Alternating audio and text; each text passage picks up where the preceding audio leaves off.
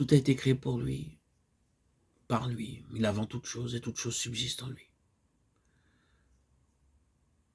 Ce petit fragment, toute chose subsiste en lui, littéralement tiennent ensemble 1 Corinthiens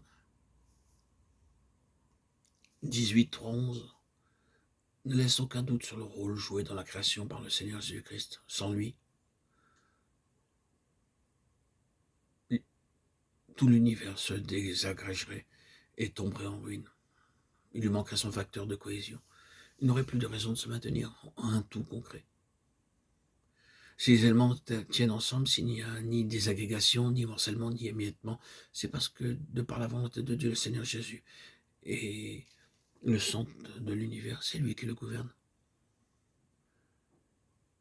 L'univers entier sera un jour une expression de Dieu, mais pas en ce moment.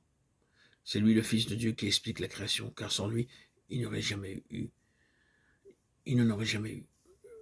Fait abstraction de lui, et la création n'a plus d'objet, elle perd sa raison d'être.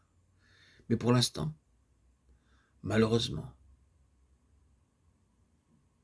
et tristement, nous pouvons dire que son image est bien pauvrement reflétée dans notre vie. Que de choses affligeantes ne voyons-nous pas les uns chez les autres. L'heure vient, bien-aimés en Christ, frères et sœurs, auditeurs, auditrices, vous ne verrez rien en moi, et où je ne verrai rien en vous qui ne soit une expression authentique du Seigneur Jésus, conforme à l'image de son Fils.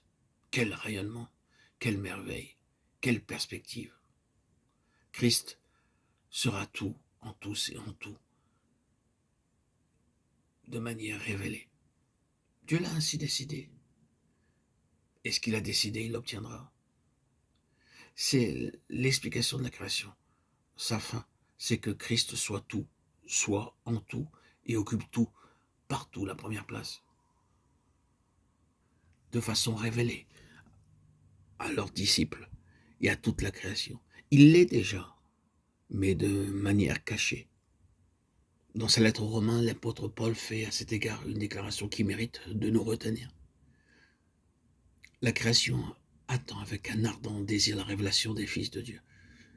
Car la création a été soumise à la vanité, non de son gré, mais à cause de celui qui l'y a soumise, avec l'espérance qu'elle aussi sera affranchie de la servitude de la corruption, pour avoir part à la liberté de la gloire des enfants de Dieu.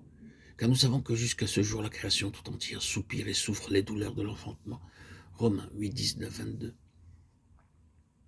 Que veut-il dire en réalité? Quelle est la vraie portée de ces paroles? La création est possédée d'un ardent désir et cette attente douloureuse se traduit par des souffrances semblables à celles de l'enfantement. Et qu'y a-t-il au fond de tout cela? Un espoir.